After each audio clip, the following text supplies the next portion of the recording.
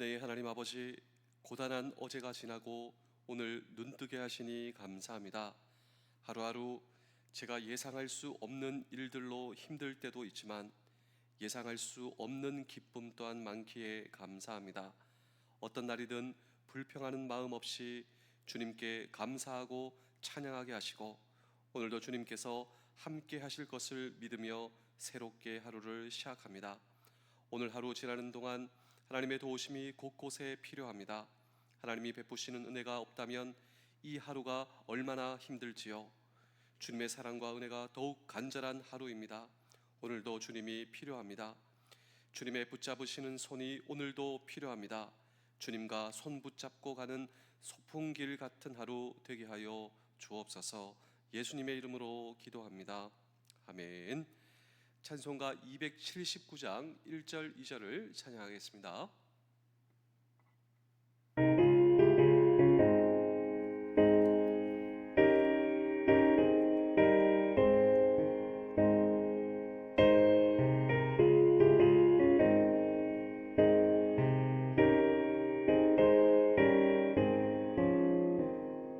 인내하신 곳에 주여 내가 비오니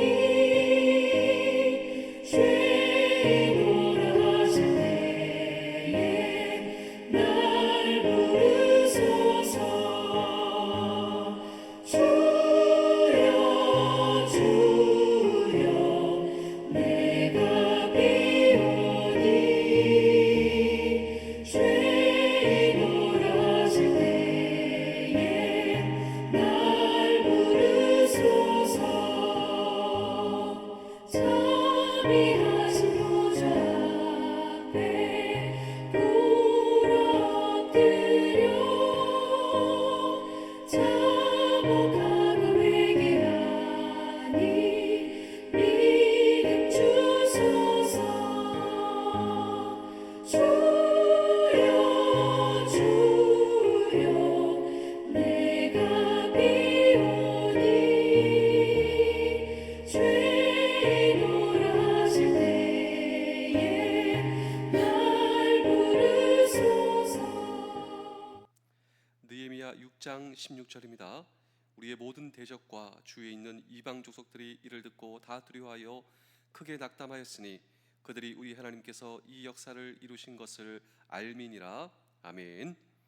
오늘 이 설교의 제목은 포기하고 싶을 때, 그런데 하나님의 일을 하면서 포기하고 싶을 때도 있습니다. 그것이 바로 오늘 이 성경 본문의 느헤미야였습니다. 이 느헤미야는 하나님께 기도하고 하나님께서 맡겨주신 사명, 예루살렘 성을 쌓는 나라의 안보의 일을 담당하고 있었습니다. 그런데 그 일을 포기하고 싶을 때도 있었습니다. 여러분, 나라를 위해 일하는 일, 나라의 안보를 든든하게 하는 일, 이것은 하나님께서 우리에게 맡겨주신 일이고 하나님의 일입니다. 느헤미야가 그 일을 하고 있었습니다. 그런데 그 일을 하는데도 반대가 있었습니다. 그 일을 하는데도 장애물이 있었습니다. 오늘 저와 여러분들은 어떠신가요? 하나님께서 우리에게 맡겨주신 그 사명을 감당할 때 반대가 없습니까? 장애물이 없습니까? 그렇지 않거든요. 하나님께서 나에게 맡겨주신 일, 나라를 위해서 이 안보를 든든하게 하는 일, 이 도상에서도 반대가 있습니다. 그리고 장애물이 있습니다. 그런데 더 놀라운 사실은 이 느헤미야는 그 반대, 그 장애물을 넘어서 하나님께서 그에게 맡겨주신 사명, 이 사명을 놀랍게 감당하는 하나님의 사람이 되었다라고 하는 것입니다.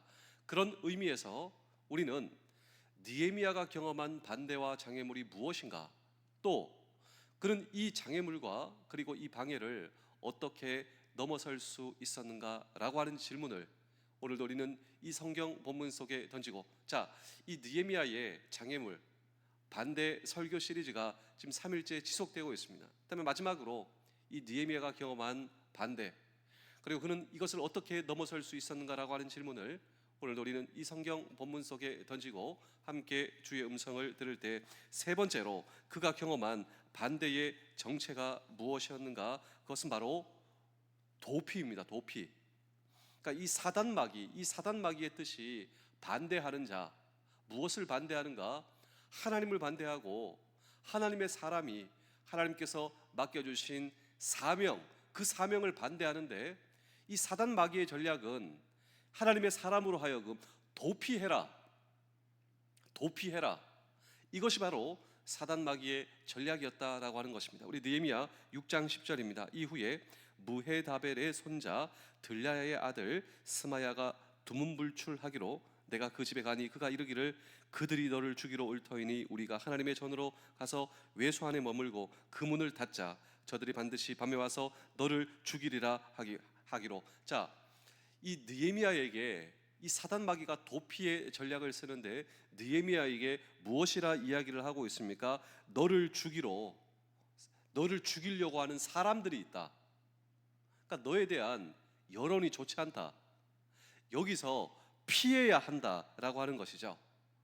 그런데 한번 생각해 보실까요? 만약 느헤미야가 정말 그 사역의 현장, 사명의 현장에서 피했더라면, 지금 사단마귀의 전략은 사실 느헤미야가 관심 있는 것이 아니라 느헤미야가 하나님의 일을 하는 그것이 이 사단마귀에 있어서는 절대로 해서는 안 될 일입니다. 그러니까 사단마귀의 관심은 느헤미야가 하나님의 일을 하지 못하게 중지하는 것, 그리고 이 현장에서 도피하게 만드는 것, 그것이 바로 사단마귀의 전략입니다. 그런데 이 전략에 말려 들어갔다면, 느헤미야가 도피했더라면 어떻게 됐을까요? 아마도 자기의 목숨의 안전을 느꼈을지는 모르겠지만, 그러나 하나님의 사역은 진행되지 않았을 것이다 라고 하는 것입니다. 또 지도자로서의 신뢰를 잃어버렸을 것이다 라고 하는 것입니다. 이것이 바로 사단마귀가 노리고 있는 전략이며, 그리고 동일하게 저와 여러분들을 향해 구사하는 전략이다 라고 하는 사실을 저와 여러분 알고 계십니까? 하나님께서 맡기신 그 사역의 장에서 하나님의 일꾼으로 하여금 두렵게 만듭니다. 이것이 바로 사단마귀의 전략이에요. 하나님께서 우리에게 맡기신 그 사명을 붙잡고 있는 하나님의 일꾼으로 하여금 두렵게 만들고 이제 그만 손을 놓고 싶다라고 하는 그 생각으로 하여금 들게 하는, 이것이 바로 사단마귀의 전략이다. 그리고 도피하게 만든다라고 하는 것이죠. 이것이 바로 사단마귀의 전략입니다. 여러분, 오늘 저와 여러분들은 하나님의 사람으로서, 하나님의 일꾼으로서 결코 도피하실 생각을 하시면 안 됩니다. 우리는 이곳을 지키고 있어야 한다라고 하는 것입니다. 그렇다면 느헤미야도 두려운 마음이 들었습니다. 그도 포기하고 싶었습니다. 그도 모든 것을 그냥 손을 놓고 싶었습니다. 그런데 이때 느헤미야가 한 방법은 무엇인가? 두 가지인데요. 첫 번째로 분별했습니다. 그리고 두 번째로 직면하였다라고 하는 것입니다. 도망가는 것이 아니라 현실을 직면하였다. 사역의 현장을 떠나는 그 도피를 거절하였다라고 하는 것입니다. 그러므로 오늘 저와 여러분, 현장이 어렵지 않을 수가 없습니다. 오늘 저와 여러분들의 현장은 사실 우리가 보면요, 늘 힘들었어요. 우리의 사역의 현장은 여러분 어려울 수밖에 없습니다. 그런데 어려움은 어려울수록 현장에 직면할 줄 알아야 한다라고 하는 것이죠. 이유가 있습니다. 이유가 무엇인가? 보통 사람들은 현장이 어려우면 떠납니다. 보통 사람들은 현장이 어려우면 여기가 아닌가 보구나, 그런 생각을 하죠. 도피를 생각하고 결심하고, 그리고 결심한 그 도피의 계획을 실행하죠. 그런데 우리는 현장이 어려우면 어려울수록 도피하지 말아야 할 이유, 그 이유는 하나님께서 나를 여기에 보내셨기 때문입니다. 그래서 잠시 이 현장이 어려워도 주님께서 나에게 맡겨주신 소명, 그리고 그 소명에 순종하기 위하여 이 자리에 버티고 있다면 그 현장을 감당할 수 있는 힘과 능력을 공급하여 주신다. 이것이 바로 주님께서 저와 여러분에게 주신 약속 아닙니까? 문제에 직면할 용기. 그 용기를 어디서 얻는가? 느헤미야는 하나님께 기도했습니다. 하나님, 제가 이 사명을 감당할 수 있도록 주여 제 손을 꽉 붙잡아 주시옵소서. 동시에 현장에 직면할 뿐만 아니라 두 번째로 느헤미야는 기도의 사람이자 그는 동시에 말씀의 사람이었습니다. 현장이 어려워도 우리가 어떻게 버틸 수 있는가? 그렇습니다. 기도할 때 주님께서 능력과 지혜와 은혜와 용기를 주시고, 두 번째로 말씀입니다. 우리가 어떻게 이 현장을 분별할 수 있는가? 예, 변하지 않는 주의 말씀이죠. 자, 느헤미야를 두렵게 만들었던 그 세력들이 있습니다. 지금 여론이 좋지 않다고, 너 여기 피해야 한다고. 근데 느헤미야가 어떻게 이 자리에 버틸 수 있었는가? 바로 주의 말씀이었다. 자, 느헤미야를 두렵게 만드는 그 세력들이 지금 느헤미야에게 뭐라고 얘기하냐면 지금 성전 안으로 도피해야 된다. 그런데 이것은 심각하게 하나님의 말씀을 어기는 행위였다. 왜? 자, 우리 다 함께 민수기 18장 7절을 보실까요? 너와 내 아들들은 제단과 휘장 안의 모든 일에 대하여 제사장의 직분을 지켜 섬기라. 내가 제사장의 직분을 너희에게 선물로 주었은즉 거기 가까이 하는 외인은 죽임을 당할지니라. 자, 하나님께서 금하신 것이 있는데, 여러분, 성전 안으로 도피하라. 지금 느헤미야에게 이렇게 얘기를 하는 것입니다. 지금 상황이 좋지 않으니 너를 죽이려고 하는 사람이 있으니 성전 안으로 도피하라. 그런데 이것은 하나님께서 금하신 말씀이었다. 왜냐하면 구약에는 제사장 외에는 성전 안으로 들어가서는 안 되거든요. 하나님께서 금하신 것입니다. 느헤미야가 그 말을 듣는 순간 하나님의 말씀으로 분별한다라고 하는 것이죠. 그리고 기도합니다. 하나님, 제가 버틸 수 있게 도와주시옵소서. 우리 느헤미야 6장 11절입니다. 내가 이르기를 나 같은 자가 어찌 도망하여 나 같은 몸이면 누가 외소에 들어가서 생명을 보존하겠느냐? 나는 들어가지 않겠노라 하고, 자, 나 도망가지 않겠습니다. 나 현장을 도피하지 않겠습니다. 어떤 대가를 지불하고서도 순종을 결심하겠습니다. 현실을 직면하겠습니다. 현장이 아무리 어렵더라도 도피하지 않겠습니다. 제가 어제 한 장병을 만났는데요. 이 장병은 우리 교회에서 찬양팀으로 헌신하고 수고하는 수병 형제 신현균 수병 형제였습니다. 여러분도 보시면 압니다. 정말 충성스럽게 우리 부대에 와서, 근데 13대대 의무병이었기 때문에 전방 그 알파대대로 가게 되었습니다. 그래서 이 전방 알파대대에서 의무실에서 근무하며 거기 드나드는 모든 장병들을 위로하는 그 역할을 감당하고 있습니다. 특별히 이 신현균 수병의 부모님은 몽골의 선교사입니다. 아버지 어머니가.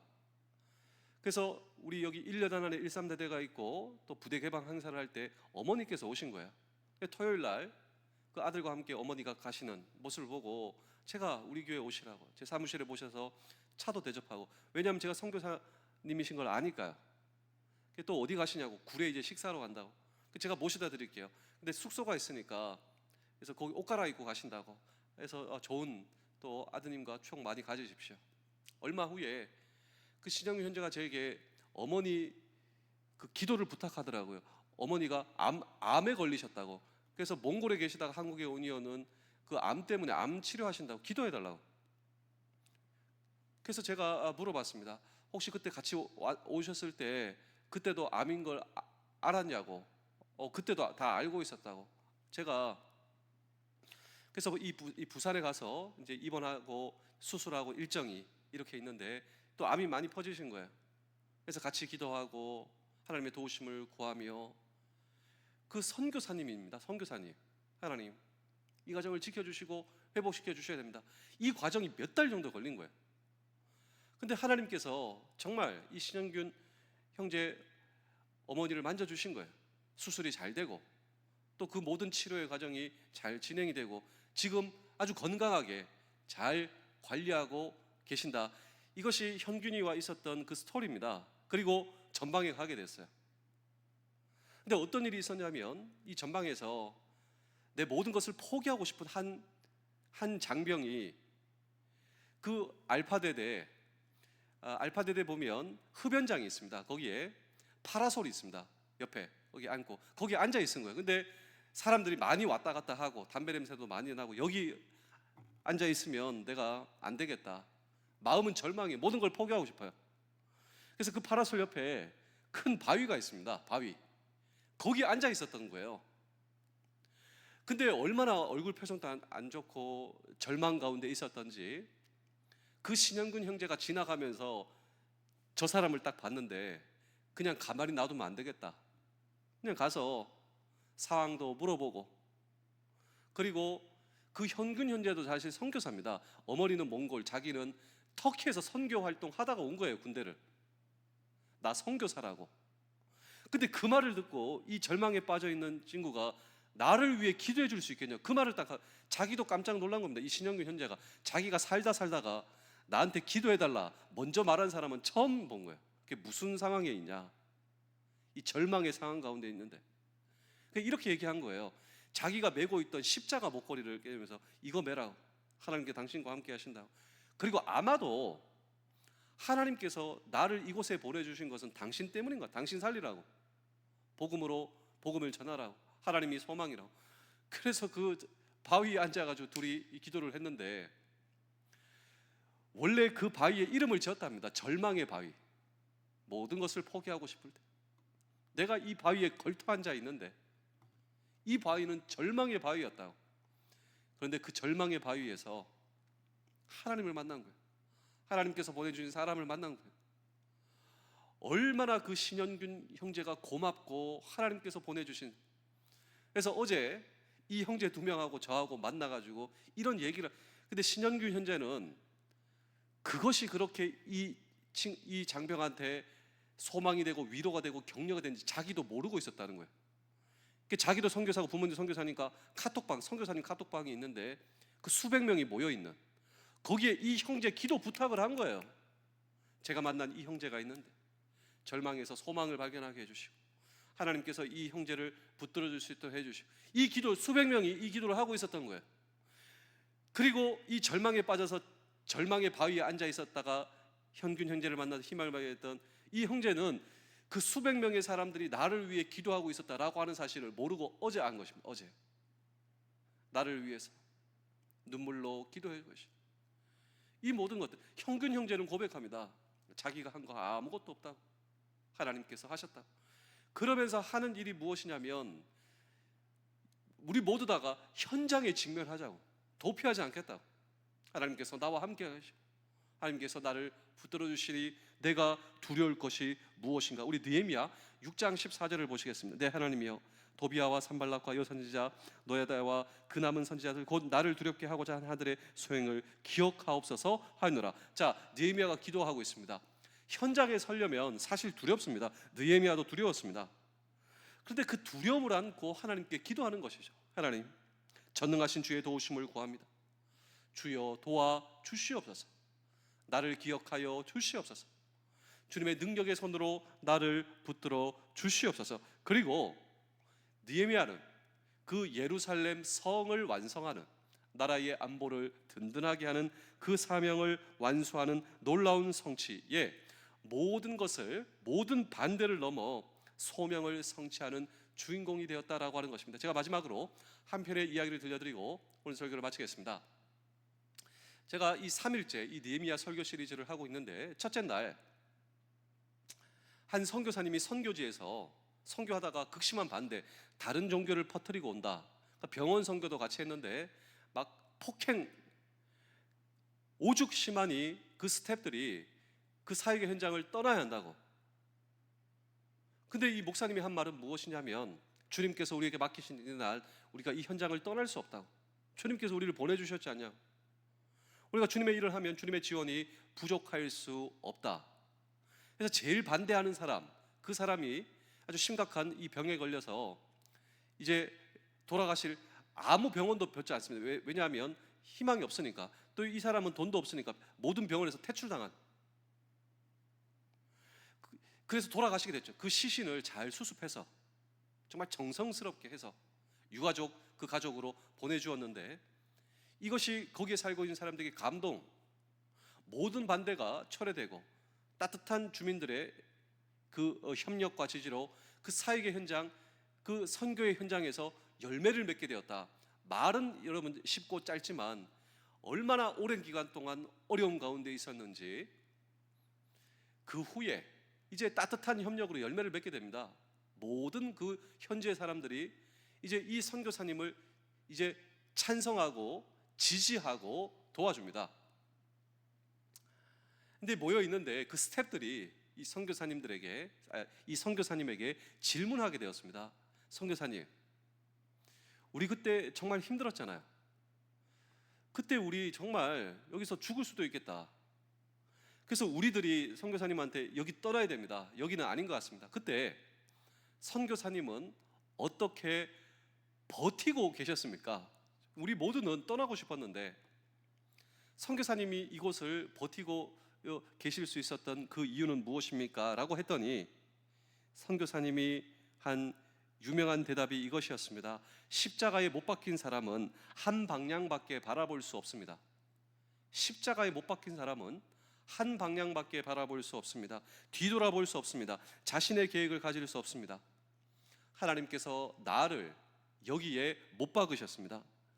나는 여기서 버티고 견딜 수밖에 없었습니다. 그것이 내가 한 일입니다. 그런데 우리 사랑하는 성도 여러분, 장병 여러분, 군가족 여러분, 그 선교사님들뿐만 아니라 사실 우리 모든 그리스도인들은 십자가에 못 박힌 사람이다라고 하는 사실을 알고 계신가요? 예수님께서 2000년 전 우리의 죄와 허물을 담당하시고 십자가에 못 박히신 것은 우리를 위해 대신 거기에 못 박히신 것이다라고 하는 것입니다. 내가 죽어야 할 자리, 내가 심판받아야 할 그 자리에 예수님께서 오셔서 대신 십자가에 못 박히셨다면, 여러분, 그분이 나를 위해 못 박히셨다. 그런데 지금은 그분께서 나를 이 자리에 보내신 거예요. 주님의 소명을 붙들라고, 내가 너에게 시킬 일이 있다고.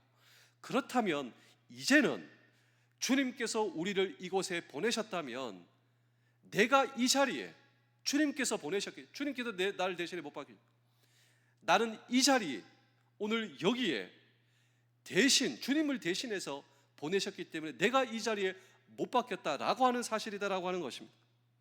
저와 여러분들은 한 방향밖에 바라볼 수 없어요. 하나님의 계획에 따라 여기에 머물며 버틸 수밖에 없습니다. 바로 이 자리가 소명을 성취하는 자리가 될 것이다 라고 하는 것입니다. 그렇다면 이제 우리는 한 방향밖에 바라볼 수 없는 자가 되었음을 기억하며 행여나 뒤돌아보면 안 됩니다. 도피해서도 안 되죠. 자신의 계획을 가질 수가 없습니다. 주님께서 나를 왜 이곳에 두셨는지 그 소명에 집중하며 버티며 피를 흘릴 때 우리는 하나님의 뜻을 이루는 사람, 놀라운 하나님의 소명의 도구로서 마침내 내 인생을 아름답게 성취할 수 있다라고 하는 사실을 기억하시는, 그렇습니다. 하나님의 일에 하나님의 지원이 부족할 수 없다. 하나님, 내 손을 꽉 붙들어 주시옵소서. 하나님, 나를 기억하여 주시옵소서. 기도와 말씀 안에 거하시는 우리 모두 되실 수 있기를. 그때 저와 여러분들의 절망의 바위가 희망의 바위가 될 수 있다. 어제 제가 그 장병들과 함께 웃으면서, 그때는 울면서 이 절망의 자리에 정말 앉아 있었냐고. 그런데 이 바위는 희망의 바위가 되었다. 여러분, 알파대대에 희망의 바위가 되어 있어요. 우리의 삶의 현장이, 우리의 가정과 부대와 교회가 희망의 바위가 될 수 있다라고 하는 사실을 기억하시는 우리 모두 되실 수 있기를 주의 이름으로 축복합니다. 기도하겠습니다. 치유의 하나님 아버지, 나의 모든 질병을 치유하여 주시기를 구합니다. 젊었을 때는 내가 건강에 당연히 금방 낫는 줄 알았는데 이제 보니 당연한 일이 아니라 아버지의 큰 선물이었습니다. 나의 힘으로 난 것이 아니라 모두 하나님의 도우심이었습니다. 오늘도 주님이 주시는 힘으로 사는 것을 알게 하시고, 그리고 인생은 나의 힘이 아니라 주님의 힘으로 사는 것임을 다른 사람에게 알리는 내가 되게 하여 주시옵소서. 예수 그리스도의 이름으로 기도하옵나이다. 아멘.